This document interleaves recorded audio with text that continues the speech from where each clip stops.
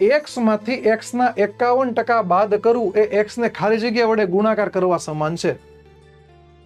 आ x छे एमांथी आ x छे एना 51%, x ना 51%, एक्स मांथी एक्स ना 51% बाद करवू एनो मतलब शुं थाय?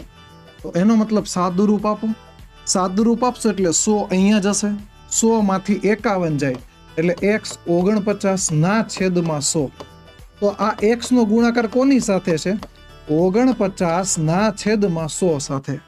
આને શું લખાય? x ગુણ્યા 0.49 લખાય। તો x ગુણ્યા 0.49 એટલે ઓપ્શન ડી, x નો ગુણાકાર 0.49 સાથે છે।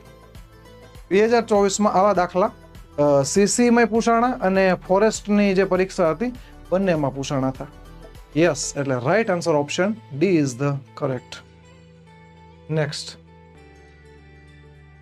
m ના m ટકા 81 હોય તો m સ્ક્વેર નું મૂલ્ય કેટલું? m ના m ટકા 81 હોય તો m સ્ક્વેર નું મૂલ્ય કેટલું?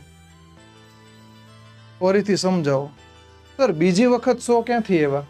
અરે મારા દિલના થીગડા, અહીંયા જુઓ, બેઝિક અપૂર્ણાંકની બાદબાકી કરી। આ x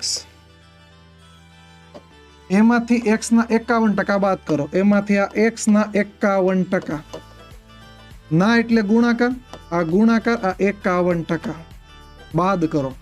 ચાલો બાદ કરી નાખે, આ x, આ માઇનસ, આ x, આ 51% એટલે છેદમાં 100।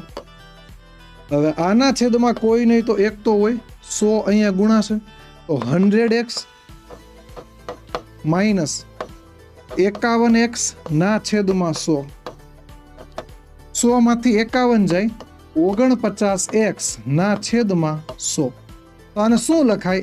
x એના ગુણ્યા 49 ના છેદમાં 100 એટલે x ગુણ્યા 0.49, x ગુણ્યા 0.49 option D is the correct. બોલો, ખબર પડી હવે?